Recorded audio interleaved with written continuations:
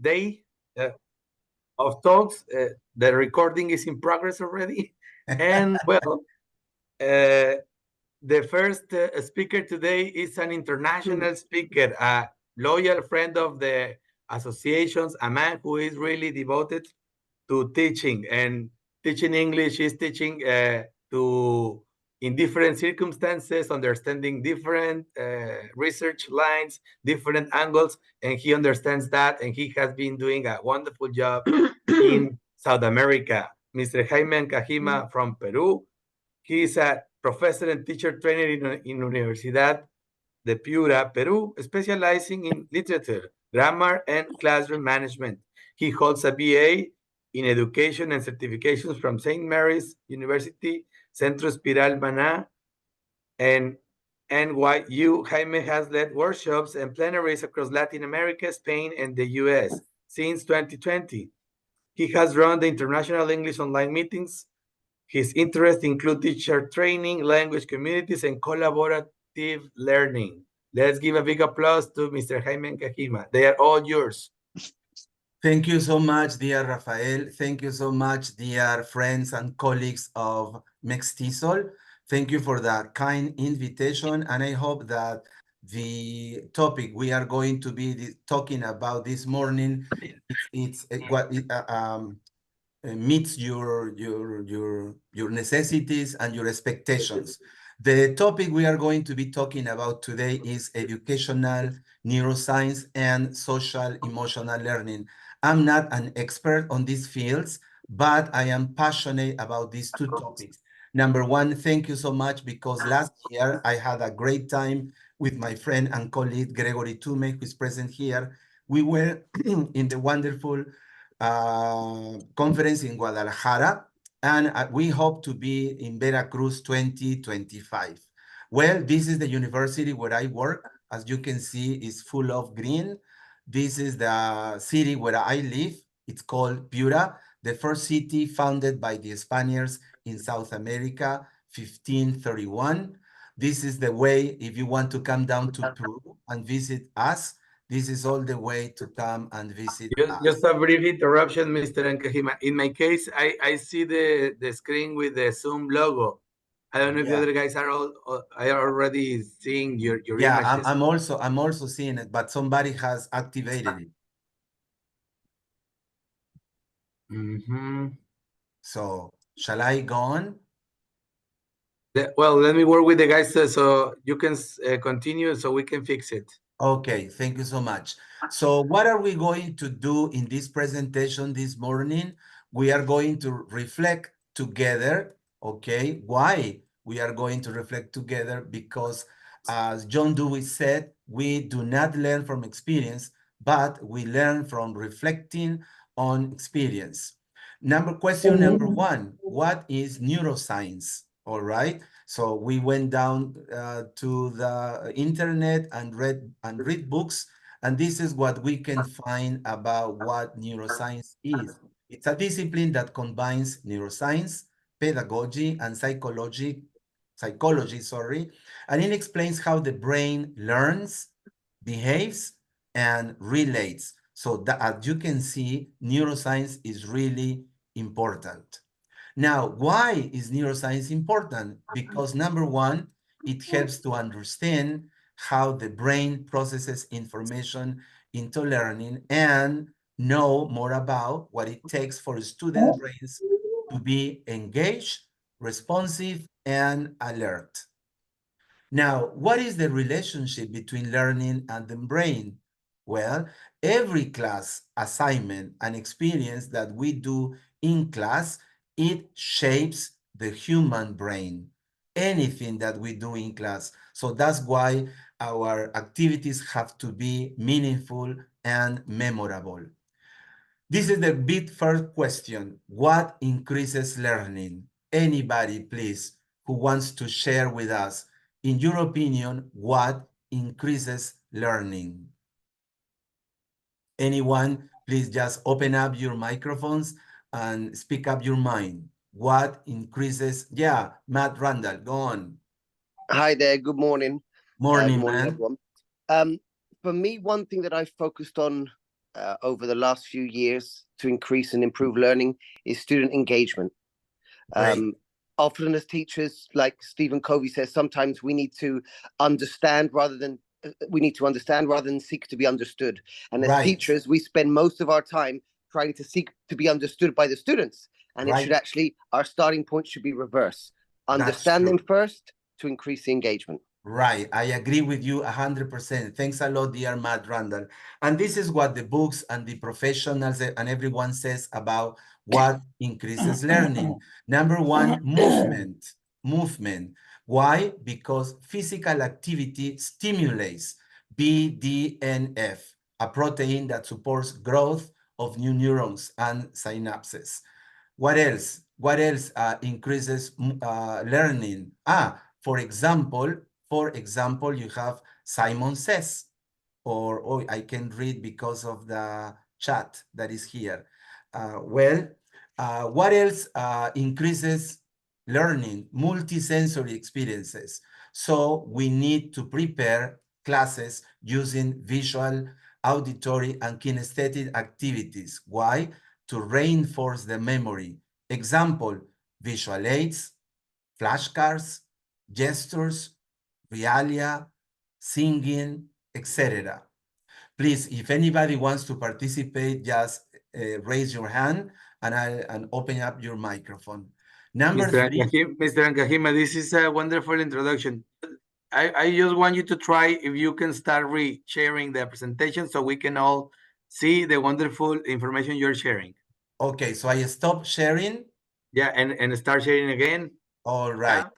Thank you so much. I'll do that again. And now? Yeah, now we can see. Yeah, number three. Thank you so much. Yeah. Thank you so much for letting me know. Well, number three is chunking information. What do they say about this?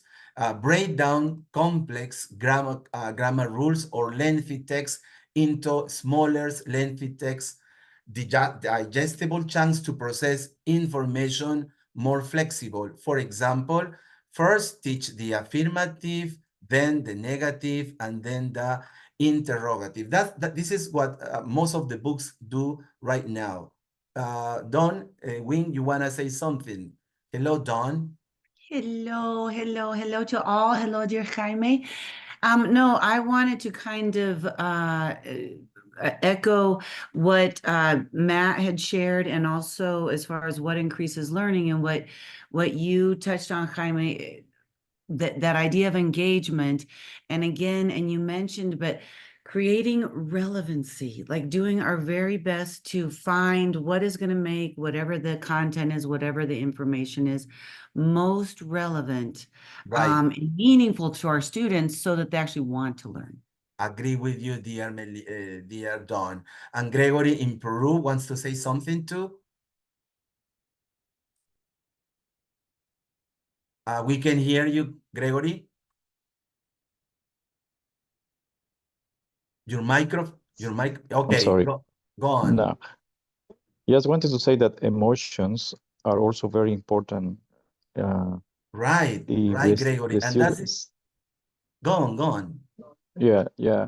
Every individual has, different emotions, different world, home, and so when they are in class, it's the teacher's role to, as Randall said, to engage them.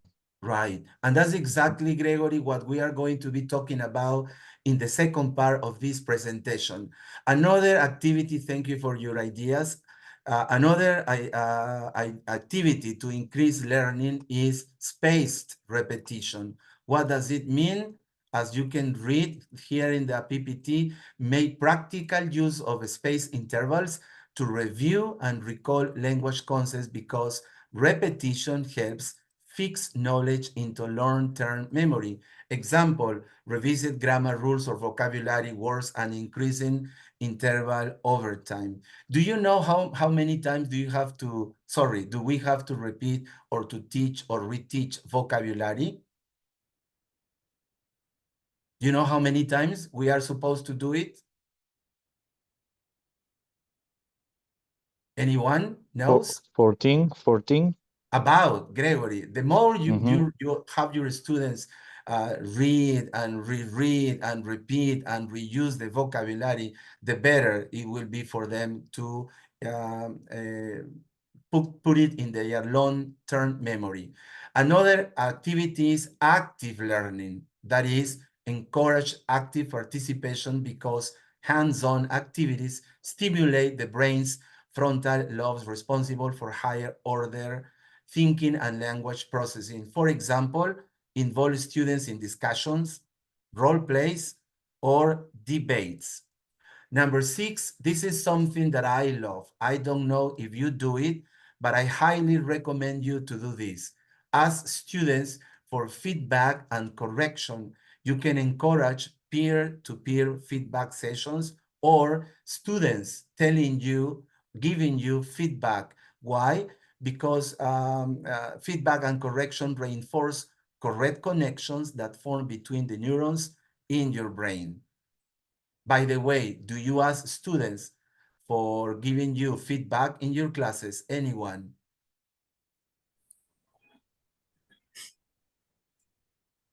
Anyone?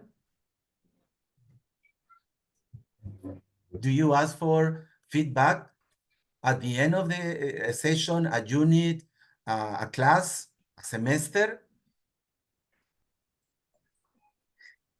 Personally, yes, I think feedback is incredibly important. Yes.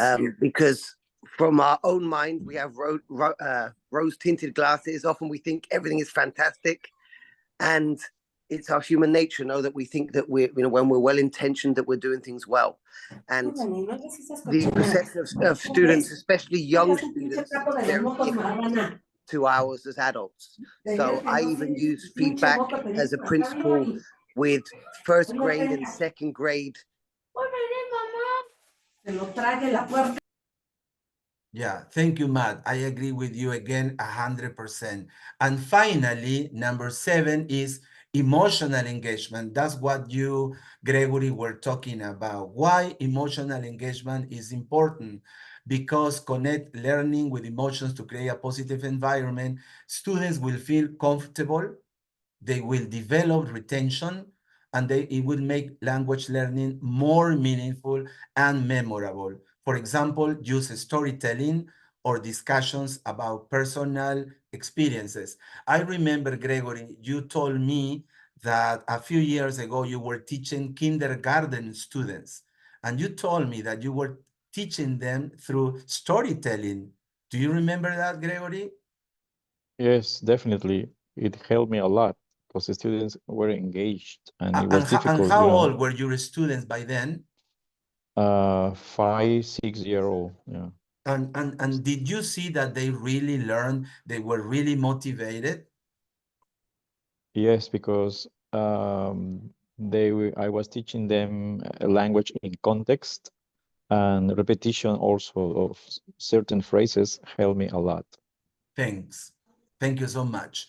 Now, where to read about educational neuroscience? Here, I recommend you to get these 3 books: Educational Neuroscience by Kathy Rogers and Michael S.C. Thomas, Educational Neuroscience by Dennis Marshall, Brian Battleworth, and Andy Tolmie, or The Brain at the School, Educational Neuroscience in the Classroom by John Geek. All right. And I also, if you write to me, I will send you also the links and this presentation with the links where you can find more information about this wonderful and interesting topic. Any question before going on to the second part of this presentation? Anything that you want to share with us briefly about educational neuroscience? Anyone, please just open up your microphone and speak up your mind.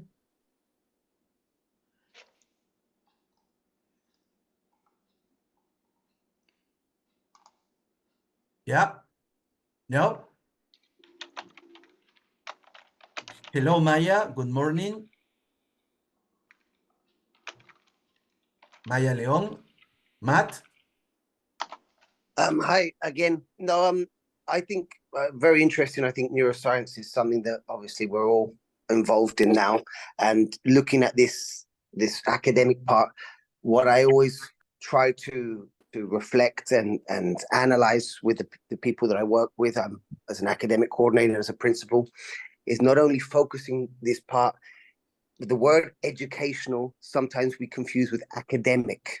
Right. And we're not only involved in the academic development of our students, Right. we're involved in the integral development of our students. So, you know, we need to look also within neuroscience to help complement our academic work with emotional intelligence, development of grit and resilience, and helping to stimulate and develop interest that will allow students to investigate and learn outside the classroom and develop lifelong curiosity. Right. That's why, thank you so much for such insightful opinion, dear Matt. That's why we are supposed to be educators, not only teachers, not instructors, but educators. Well, let's go to the second part of this presentation, which has to do with social emotional learning, which is called CEL. What is emotional social learning? If you're not aware 100% about this, well, it's the ability to be aware of oneself, number one, and the feelings of others. Number two, knowing when to talk and when to be quiet and listen. And three is the process of developing the self-awareness, self-control, and interpersonal skills. As you can see, social emotional learning is very deep, is very ample, all right? Now, why is social emotional learning important? Let's see. Because we gain emotional regulation, classroom engagement, resilience, self-confidence, and academic achievement. Now, what does it reduce? Unbelievable. It reduces conduct problems, emotional distress, and negative thinking. Anyone, please, who wants to say something about how important social emotional learning is in our classes before we go on? Yeah, Ophelia, go on. Thank you so much. Hi, Jaime. Good morning. No, thank you. Thank you. Good morning, everyone. Well, I think this is one of the most important concepts that we must have into the classroom.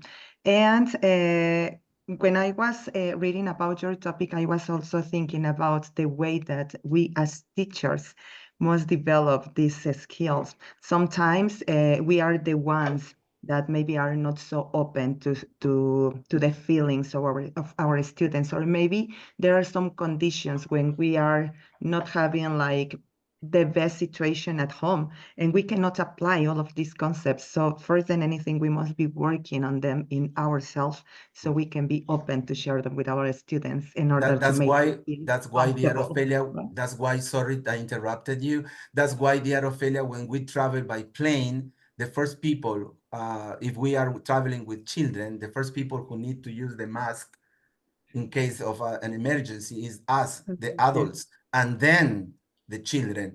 Thank you so much for your wonderful opinion. Anybody else, or just we go on? Okay, what are the benefits of social emotional learning? It improves the school and class climate.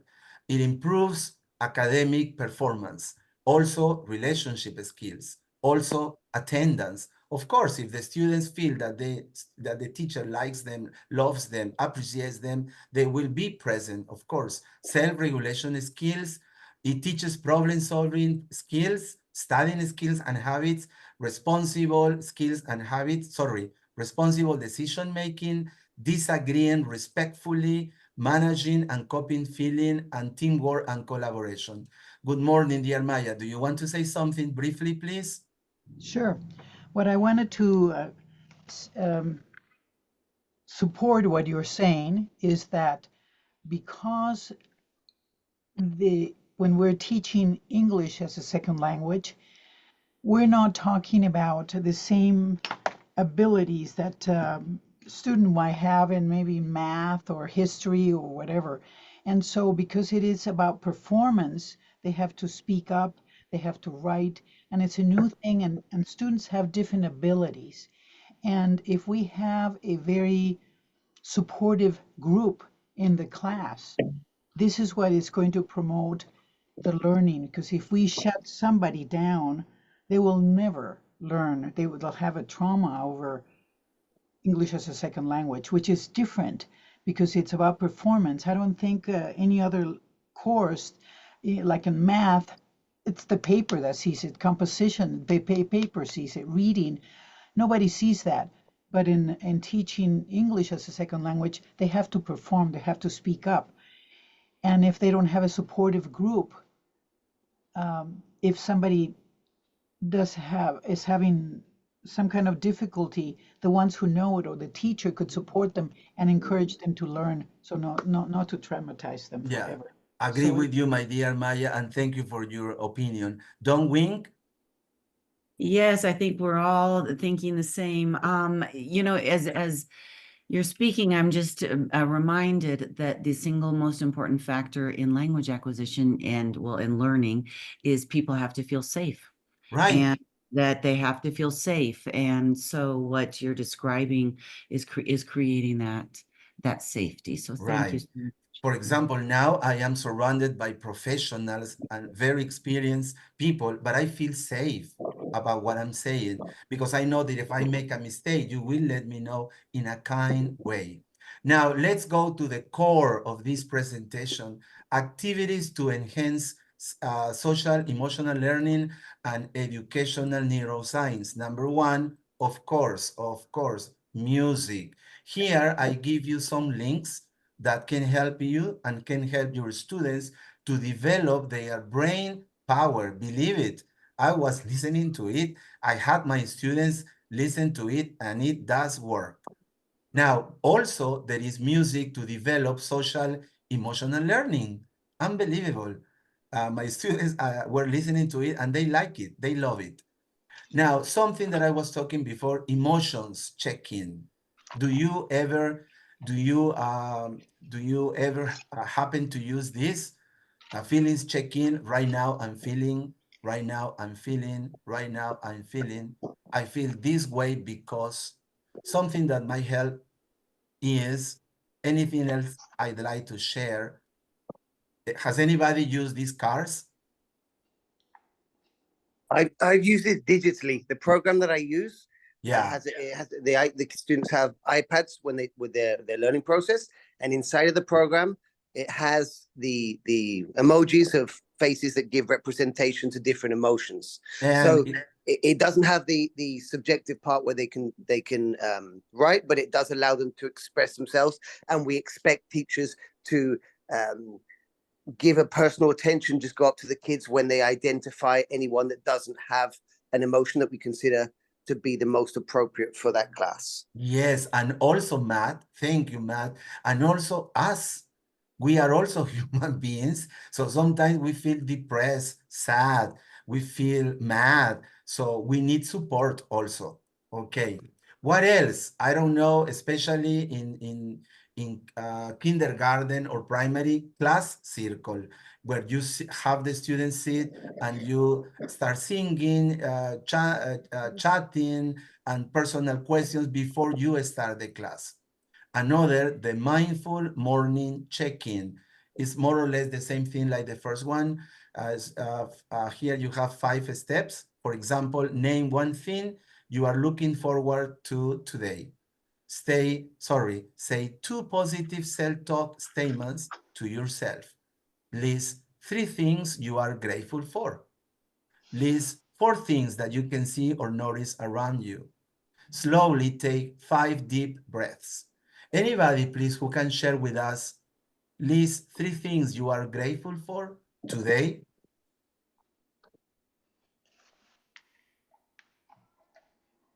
Oh, yes. Lisa de la Cruz? No? Yeah, Hani, Jani, Hani. Yes, it was me, Jenny. Uh-huh. Okay, Hani. Go on, Maya. I wanted to be grateful for my husband this morning said, you know what? I lost my debit card yesterday. And I go, debit card? Because with a credit card, you don't have a problem. You cancel it and no problem. But a debit is like a Right. blank check. And Uh-huh. so I checked, online banking. Where was the last place he went? It was a grocery store. He went there and they had it. Oh my God. Well, Ah, thank you. And I'm grateful for seeing you, dear Maya. I've known you for, I don't know, for a long time, and you still look young. because I am. We both are. Well, you look the same too. Another end of the day reflection, something like the first and the last one. What are you grateful for? How did you make others feel today? What positive choices did you make today? How you can choose just one question for every single day of class, okay? Number 7, show and tell. You ask your students to bring an object, maybe their pet, to class and talk about it, and the students ask about them. Then brain teasers. I love brain teasers, and so do my students. Why brain teasers are important? Because they can improve short-term memory loss, keep the connection between your brain cells sharp, and improve your ability to concentrate and focus. For example, the more you take, the more you leave behind. What are they? I'll give you a round ticket to visit Machu Picchu if you answer the question. The more you take, the more you leave behind. What are they? Anyone, please? No one? Come on. Minutes. Minutes. Could be, dear Angie. Could be. Think hard. Yes, Melissa? Footsteps. Great. I'll own you. I owe you. I owe you the round ticket to visit Machu Picchu. I'll send it to you soon, sooner than you think. Another brain teaser. Please participate. What 2 things you can never eat for breakfast? And the answer is? Lunch and dinner. Right, Matt Randall, lunch and dinner. Great, great, great. Number 8, another brain teaser. Well, too much, I guess, because we don't have that much time. Brain breaks. Have you ever heard? Have you ever heard about brain breaks? No. No? This is new? Well, it was new to me too. Listen and look at this.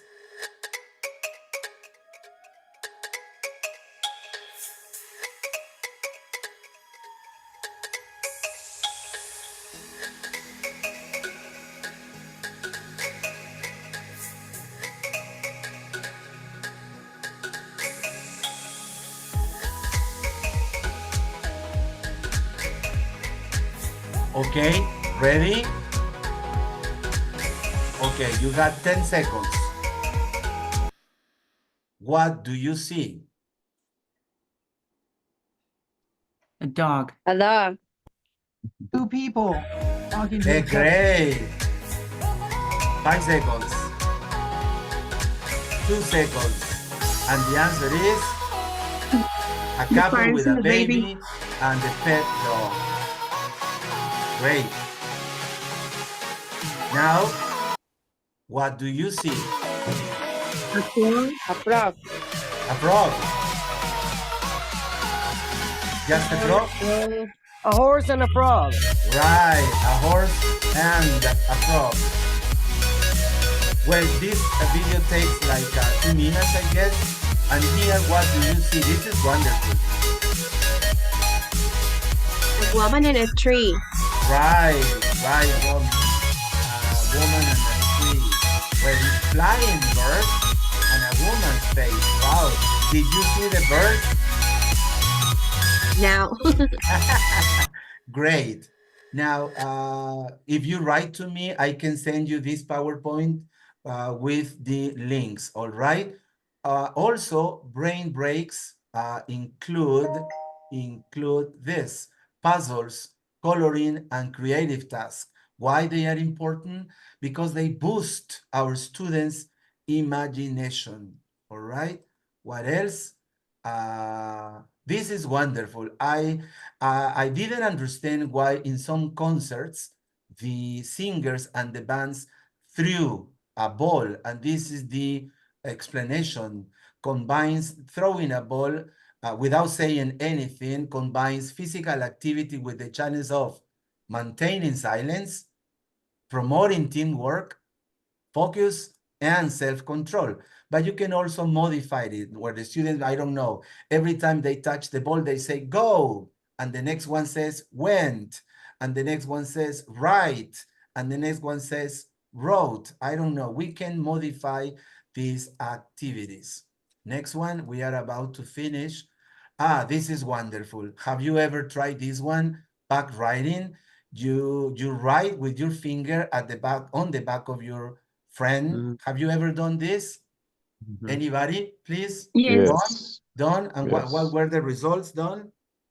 Well, my mom used to do it on my back when I was a little girl. And so that's I mean, I immediately envisioned my mom right behind me. And so that was my primary response. But with students, they love it. Yes. And yeah, so, and it's a but it definitely taps into deep, wonderful emotions and memories for me. And we should do this when we are during the break among other teachers, when we feel stressed or stressful or whatever. We should do this because we can have a good time. Well, number 10, another is the rhythm activity. Do you remember Freddie Mercury and the Queen band? Do you remember the song? Yes. We will. Did you see, have you seen the film? Have you seen the film, Sarita? Yes. Yeah, in the film. We will rock you. Yes, yes, definitely. And he explains that when you include rhythm, okay, the students, look at this. They follow, this enhances listening skills, pattern recognition, and fosters unity, cooperation, and teamwork. Wow, did you know that? Hello, did you know that? It is great. Yeah. Well, books to read about social emotional learning. I recommend these two ones: Social and Emotional Learning in the Classroom by Barbara, Laura, and Kenneth. And the second one is Social Emotional Learning Lab by Victoria and Maurice. All right. And this is food for thought. We just got 5 more minutes to finish. So I would like somebody to read this quote and tell me what it provokes you. Anyone, please tell me. Give me a hand. Anyone, please? Yeah. I can read it for you. I'm sure people are tired of my voice, but quite happy to help. No, we are not. We love your accent, dear Matt. Oh, thank you. Food for thought. Neuroplasticity is our brains and our nervous system's ability to structurally and functionally change with every experience we encounter. My eyesight is terrible. It says Dr. Laurie Desautels. Sorry, my eyesight is terrible. Well, just like this encounter, right? This morning on a Saturday morning, right? Next one, anybody, please. Next one. Please give me a hand. I'll do it if you'd like. Dawn. Okay, when educating the minds of our youth, we must not forget to educate their hearts, by the Dalai Lama. Beautiful, right, Dawn? Not to teach, but educate. Not instruction, but education. Next one, please, anyone? I'll do it. Thank you so much, Yanni. Giving kids the opportunity to develop their emotions, empathy, and social skills is one of the best ways to prepare them for life ahead. True or false? Definitely true. Yeah, Very true. 100%, dear Ophelia, right? And this is for you, my dear Ophelia Mendoza Villegas. Social emotional learning is, if I can put it simply, to balance the teaching of head with the teaching of heart. What do you think, Ophelia? Definitely what we are doing every single day, what as colleagues we start doing, and then we can give it to our kids. Thank you. Right. So I also give you links where you can find these activities and many more. And okay, if you want to contact me, if you want to receive the ticket to visit Machu Picchu or this presentation, please write to me. This is my email.